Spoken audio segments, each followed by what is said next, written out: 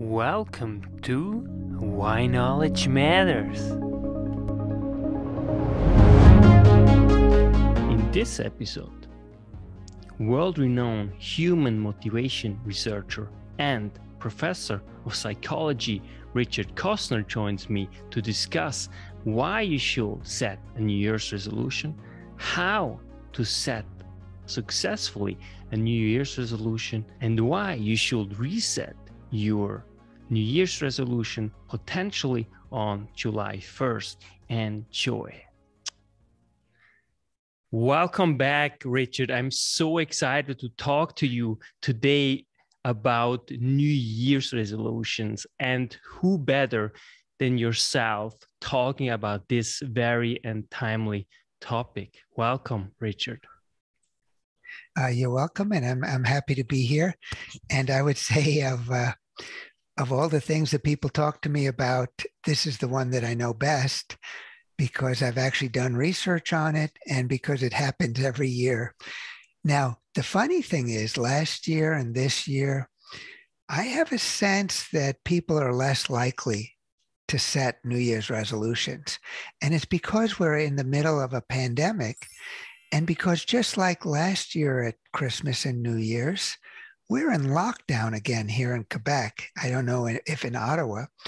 And I think usually the resolutions are connected to the end of the year, getting together with family, thinking about how the year has gone, and having some positive anticipation about the new year. Unfortunately, I think most of us Canadians and probably all Europeans, we have a sense of dread about this coming winter. So perhaps there'll be less resolutions than usual. But I'll still tell you what I do know about resolutions, and maybe I'll just come back to this at the end. So first, Richard, really, why should we actually set a New Year's resolution at all? Yeah, no, that's a great question. And research suggests that about 50% of Americans set resolutions, not necessarily every year. But a lot of people, they feel ridiculous setting a resolution because the common wisdom about resolutions is that they don't work. So why do you bother doing it? Now, I'm going to tell you that that's often the case. I still think it's useful to set resolutions because if you take a close look, the New Year's resolutions people make, they're actually self-change attempts. And the most common resolutions are about our health. The number one resolution year after year after year is to quit smoking. The number two is to lose weight or to eat better. And the number three is to exercise more. If you asked a public health official, what are the three things that you want the Canadian public to do to improve their health outcomes and to live longer, more fulfilling lives, the three things you would recommend are quit smoking, manage your eating, and exercise. Exercise is a panacea. It's like taking medicine. So I'm wholly behind the idea of setting these kinds of resolutions. And I think it can make our lives better. Now, I'll stop there and I'll let you ask what you ask next. Now, the question, obviously, and since you are a scientist and a world-leading human motivation researcher and professor of psychology, how do you successfully set a New Year's resolution? Okay, so first thing I'll tell you is most likely we're going to fail. People who succeed at a New Year's resolution have usually attempted that resolution an average of 5 or 6 times. So someone who quits smoking with a New Year's resolution has usually tried 5 or 6 times before. And there's a lot of evidence that there's kind of a cycle of change where sometimes we're not even thinking about it, then we start to think about it, then we make a plan, then we take action, then we have some success.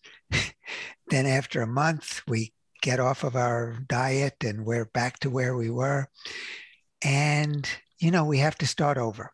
But sometimes we start along at a further stage and we learn something from the previous failed attempt.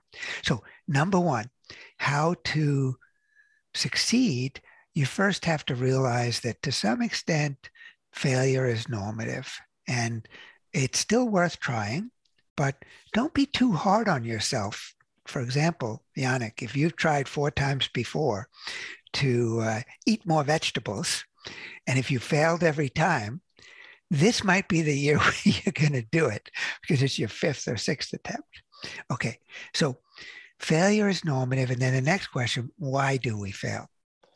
There's very good evidence now that setting a new goal, which is what a resolution is, requires some self-control capacity. You need some spare willpower, a cushion of willpower to take on this new goal on top of all of the other goals you have in your everyday life.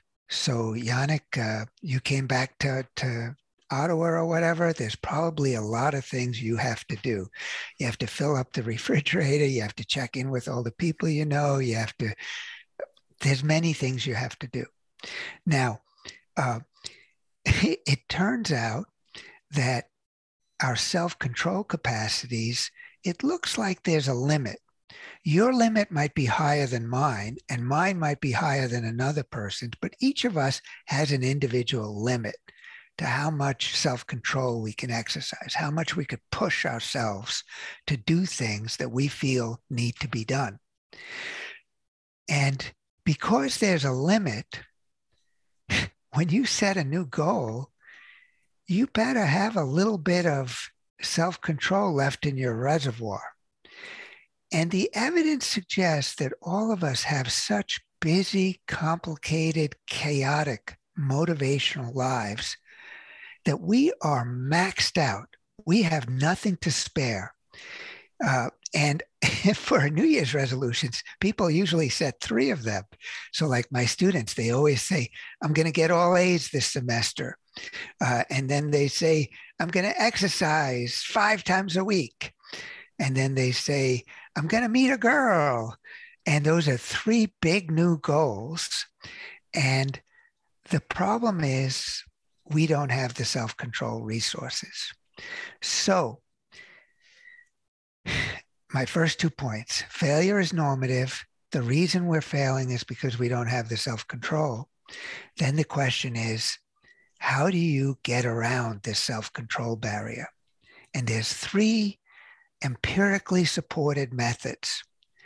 One of them, the first one, and this is my area of research, involves being thoughtful, being sensible about the kinds of goals or resolutions you select. I distinguish between resolutions that you really want to do and that you really care about and that you're interested in versus resolutions that you feel like you have to do, where others are telling you to do it or where you feel because of guilt feelings it's something you should do. I call these like autonomy and control. And the surprising thing is a lot of our resolutions are coming from a place of control. It's almost like we're not setting them because we want to set them. We're setting them because we feel like we have to or we should. So there's a sense of pressure and coercion. And what that means is we're going to resist that and we're going to be conflicted. And when you're pursuing a goal, you want to feel wholehearted about it. You want to really endorse it. And you want to say, boy, either I'm really interested in this or it's personally valuable and important. It's even better if you could have both those things. So I always recommend don't just set a New Year's resolution on the spur of the moment because it's 11:59 on New Year's Eve. Start thinking about it now. They've shown that people who spend December thinking about what resolution they should set do a better job of selecting a more autonomous resolution and then succeeding. Okay, let's say you followed all of that. You set a really intrinsic or meaningful resolution. So this year I'm going to do a winter pentathlon in Quebec City. I did that 2 years ago and then the pandemic hit, but I've decided I'm going to do it again. Now, by setting that goal, that means I'm going to ski. That means I'm going to bicycle in the winter. It means I'm going to run. It's a lot of fitness activity. Koestner is going to get back out there and he's going to get in shape. Okay, so that's the goal and I'm excited about it. But now here's some bad news. Coming up with a really cool goal, even if it's something that's autonomous or intrinsic, it doesn't get you so far. It's really just an intention. And as we all know, intentions don't guarantee behavior or success. So there's a German researcher named Peter Gollwitzer who has shown that when you have a New Year's resolution and you have a goal, you have to combine it with a mental plan. You have to have a plan that specifies when, where, and how you're going to engage in the behaviors that will help you reach your goal. So if you say, Yannick, that you've been inspired by me and you want to do a 10K, no, you're going to do the Canadian ski marathon, 50 kilometers through the Laurentian Mountains. It's a nice goal, but you have to make a plan then of, okay, when are you going to do your ski training? Are you going to go 3 mornings a week? Are you going to go on the weekends? Are you going to get a Nordic track ski machine? And you have to have a specific plan of where, when, and how. You also have to have a plan for what you do if your first plan doesn't work, if there's an obstacle or distraction. Okay, so now you have your goal, you have your mental plan. The mental plan isn't complicated. It just takes 10 minutes of thinking and writing it down. You have a goal, you have your plan. I'm going to give you one other really special thing that most of us do naturally, but we should even do it more. And that is you want to share your plan with others. The easiest way to do that is to find someone else who will try the same plan with you. And this way, the two of you will be doing it together. You'll be reminded of it. You'll enjoy it more. It will seem more meaningful. And there's research now that suggests that every personal goal is actually interpersonal. Even if your friends and family don't do it with you, they talk to you about it. They ask you about it. They encourage you.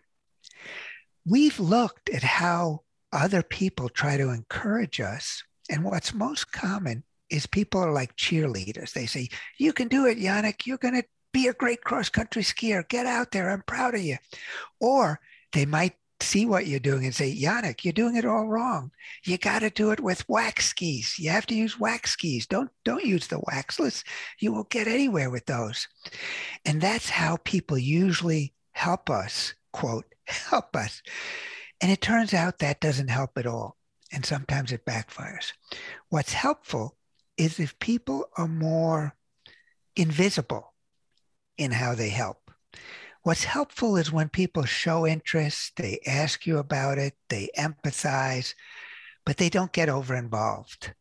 They don't get invested. They just listen and support you. So I've said 3 things. You select a goal that's interesting and personally meaningful so that it's autonomous. You have a mental plan that specifies when, where, and how to do it. And then you have other people helping you. So find these people who are like invisible supporters. All 3 of those things protect our self-control resources so that when you are doing something that's interesting and meaningful, you don't have to push yourself. There's not a motivational wall. Instead, it's coming from you. And it feels effortless as you pursue it. If you have a good plan, And if you do it for like a month, it becomes automatic and you don't even have to think about it and you don't have to schedule it and you don't have to push yourself. And if you have other people involved with you, that's like you're outsourcing some of the self-control responsibility. They're giving you added self-control bonus points. So those three things help us get beyond the inevitable self-control barriers. And I think we should all recognize that a New Year's resolution is important. It would be great if we could do it, but we have to think about the goal we're going to select, how we're going to pursue it, and who we're going to pursue it with. And if you answer those questions, why am I choosing this goal? How am I going to reach this goal? And who is supporting me along the way? And if you have good answers to that, your chances are greatly increased. You still might fail, but that comes with setting goals. And then next year, you'll have a better chance. Yeah, this really sounds so fascinating, and it really makes sense. It's like being accountable, like working in a company, right? They set goals and they achieve it because they have the mechanism, the support system around them in order to get there. That's, I'm sure that if our viewers follow your advice, that they will follow through. Now, I have one more question in terms of the context people live in. For example, we know when you live in Montreal, usually winter is very tough and it might be much harder to actually push through in order this is to so get good. to your goals. Yeah, I'm glad you mentioned that because I mean, I've always set New Year's resolutions since I was 16. I set 2 or 3, and it took me like 10, 15 years to realize I keep setting the same ones over and over. There are some resolutions that I set like 15 times. And one of the things that occurred to me, I've been living in Montreal 32 years, is that you could not choose a worse time to set a new goal than January 1st in Montreal. It is cold, it is icy, it is wintry. I see you're wearing a scarf in your house. I'm wearing my sweater. I take public transit. I get all dressed up to get to the public transit. Then I get in the metro and it's like 100 degrees in there. And then I start sweating. And then the streets are icy. And every day is a struggle in January. We don't have a lot of light, which can cheer us up. It's freezing cold. We have a long, dreary winter ahead of us. And I think there is no worse time. And what I've begun to do, and I'm really happy I came up with this, I think you should set a New Year's resolution. But I would like to ask you to also set a Canada Day resolution. Canada Day is exactly halfway through the school year or the calendar year. So it's July 1st. Yeah. July 1st. Now, I've been doing this. So I was going to watch with my wife, we were going to watch Downton Abbey, the whole thing. It failed miserably. It's a really complicated story, pretty boring to start too. So I failed at it. But then when Canada Day came, we tried it again and we did it.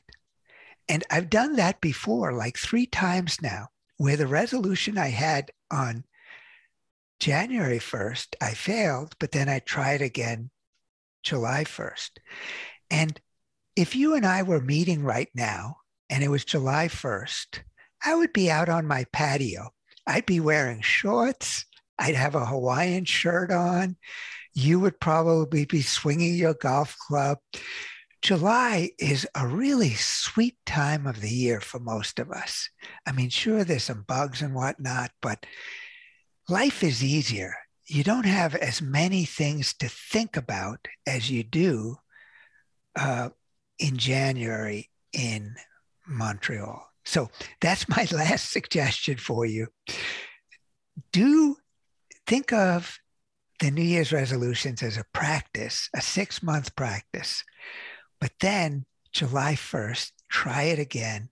And always the key is, if you could do it for 1 month, there's a good chance you'll be able to stick with it. So, and that month of July is a great month to do exercise or eat more vegetables, or I'm not sure if it's a great time to quit smoking. That's a struggle. With quitting smoking, you should probably get a nicotine patch. You should talk to a doctor about the best way to do it. And quitting smoking is so important because it really costs you a lot of years of your life. But thanks for asking about, now, Yannick, have you yourself thought about your resolution for this year? You know what? This is really interesting. I mean, I wish for my parents that they will quit smoking. I mean, oh boy, this is the big thing, this is really the only thing that really bothers me, because they don't really drink alcohol and they live very healthy lives, really very healthy lives. Yeah. But the only thing is that they smoke. So that is the only concern that I have. But personally, I'm just not very into it, when it comes to New Year and resolutions. Yeah. To me personally, if I have something that I really, and usually it's, as you said, I have a lot of intrinsic goals, then I don't really struggle actually to pursue that. I think there's always things that I can optimize and I want to optimize. And I think that's something that I will now try this year. Actually, I will, the very first time since, I don't know, 20, 25 years, I don't know, that I really set a New Year's resolution based on what you just said. Yeah. Well, in fact, I think it's New Year's resolutions are really big in the United States. They're pretty big in Canada. I've heard that there's other countries that do it. I've heard they do it in China around the Chinese New Year. But in a lot of cultures, you'll have a resolution on your birthday, or you'll set new goals on your birthday. But it is a little bit of a funny tradition. But I've learned a lot from it, and I have done a lot of interviews about it. And I think for most of us, anything that helps us trying to improve our health behaviors is probably a good thing. And most people who improve their health behaviors, they do it on their own. Most people don't do it with the help of a psychologist or a doctor. It's really surprising. It's a self-change attempt. And New Year's resolution is something that triggers that. Sorry about your parents. I always worry about older people who smoke too. The good news is that leading a healthy lifestyle, exercise, that reduces some of the damage of the smoking. So it can counteract it a bit. But yes, it really would be good if people could find a way to quit smoking. Sorry, anyone watching who struggles with that, but it is the case that people have done it, and it takes, with smoking in particular, it takes many attempts. Mm. Yeah. And do you personally, I'm very curious, have, one favorite New Year's resolution that you have heard over and over again? Because I also read your research that you did, in 2002, actually, a very comprehensive study you did with students. And this is really all backed up by science, what you just actually said, previously. Yeah. Well, I can tell you my personal favorite, and I think there's something about this that would work for other people. So in the year 2000, the Olympics were in Greece, and for the first time they had a triathlon as part of the Olympics. And a Canadian named Simon Whitfield won the first ever modern Olympic triathlon. And that's where you swim, you bike. No, you swim, you run, and you bike. And it's a pretty long distance. It took him 2 hours. It would take us 4 hours. And when I was watching, the announcer said, all of you who are watching this will be surprised. It's not that hard to do an Olympic level triathlon. It takes a lot of training. You can't do it fast, but most of us can do it. And I hit upon the idea of, okay, I'm going to try to do that. And I told a couple of my buddies who are professors, and they were really excited about it. And then we started training. And what it involved was I had to learn how to swim better. I had to learn how to breathe while swimming. Then I had to learn how to bicycle. I had to learn how to run. And we would meet 3-4 times a week. We even planned the transition, changing from the swimming, or getting out of the wetsuits onto the bicycle. And it's still the most positive memory I have of being in Montreal and being a professor. I did it. I was only able to do a full one in my second year because my swimming wasn't so good. But I remember when I finished the swimming, I felt triumphant. It's like it's a mile swim. We did it in the rowing basin on St. Helens Island. And what this particular goal did for me is when I was training, I no longer felt like a 40-year-old guy who's just like trying to get rid of his blubber belly. I felt like a triathlete in training. And everyone was coming up to me and saying, "Oh, I hear you're doing a triathlon." And some people would say, "Did you swim to work today or did you bike to work?" And it was a lot of fun. I recommend it, Yannick. If you haven't done a triathlon, there's a lot of cachet associated with it. But more than the cachet is the identity as someone who's doing something athletic that's hard and that requires a lot of training. And it gave so much meaning to all of the other sports activities I might try to do. Even your eating, you have to eat differently when you're going to do long distance. So I found there was something about that really resonated with my identity. And when I was a young kid, I liked sports. I was never a triathlete. I was a basketball player.